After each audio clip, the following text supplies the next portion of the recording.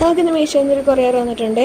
2 dry sheets ആട്ടോ, 2 included ആയിട്ടുള്ള ഒരു പാക്കാട്ടോ വന്നേക്കുന്നത്.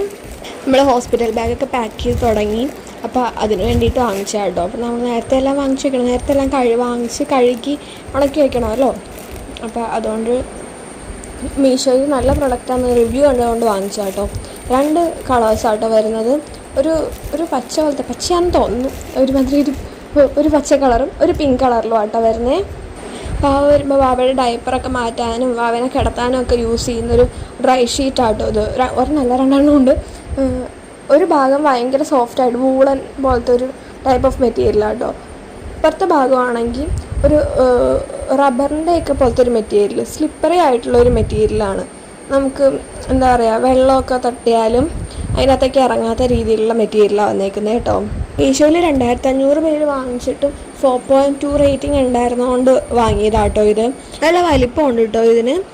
ഫ്രീ സൈസാണ് ഞാൻ എടുത്തത് കേട്ടോ. ഇത് പ്രൈസ് വരുന്നത് 253. അതിന് നല്ല ക്വാളിറ്റി ഉണ്ട്, വർത്താണ്.